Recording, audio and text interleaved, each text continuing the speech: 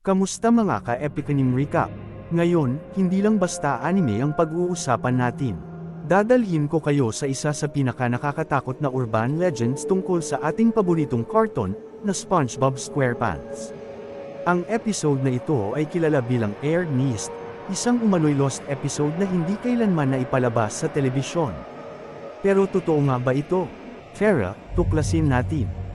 Ayon sa kwento, ang Red Mist ay isang na-leak na episode na aksidenteng nakuha ng isang editor, sinasabing ang file name nito ay redmist.av, at naiiba ito sa kahit anong SpongeBob episode na nakita natin.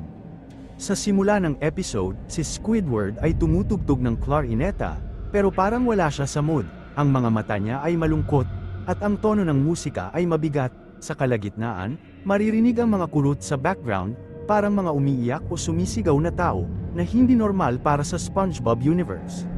Habang tumatagal, nagiging mas disturbing ang visuals, nagiging bloodshot ang mga mata ni Squidward, at sa bandang dulo, makikita siya sa isang madilim na kwarto, ang pinaka-nakakatakot, mayroong mixing frame kung saan lumalabas ang mga larawan ng tunay na tao parang biktima ng karahasan, ang mga eksenang ito ay napakabilis, halos hindi mo mapansin, pero nagbibigay ng matinding kilabot.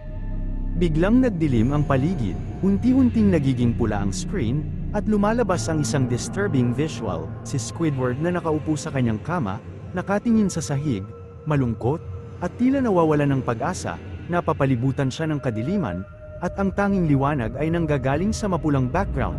Sa sandaling ito, maririnig ang mga kakaibang tunog sa background parang mga mahihinang iyak at bulong na hindi maintindihan.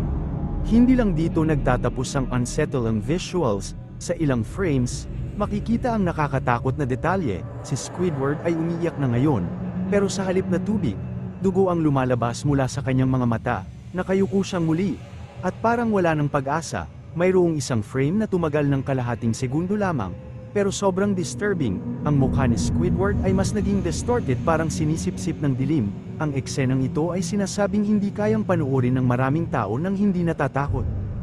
Sa isa sa pinakakilalang bahagi ng episode, makikita si Squidward na nasa kusina, ang paligid ay tahimik, at tila normal sa unang tingin, pero habang tumatagal, mapapansin mong parang hindi tama ang atmosphere, sobrang lungkot, sobrang dilim, kakaiba sa kanyang mukha parang may itim na anino na unti-unting bumabalot dito, pero hindi malinaw kung ito ba'y dumi o isang bagay na supernatural, ang camera ay dahan-daang nag-zoom in sa kanya, habang papalapit, biglang nagiging static ang screen, pagkatapos ng ilang segundo, isang matinding pulang kulay ang sumabog sa screen, kasabay ng nakabibinging tunog parang halong sigaw at sirang makina. Sa gitna ng pulang screen, saglit mong makikita si Squidward, umiiyak, at may pulang likidong tumutulo mula sa kanyang mga mata, napakabilis ng eksena, at agad itong napalitan ng black screen.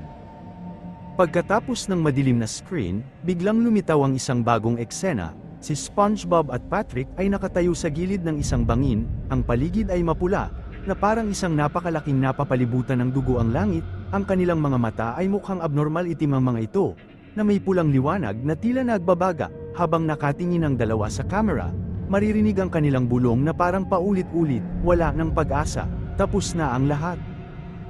Pagkatapos ng eksenang yon, biglang dumilim ang screen, tahimik ang lahat, pero parang may mabigat na presensya. Sa loob ng ilang segundo, may tatlong nakakatakot na mukha na lumitaw ng sunod-sunod.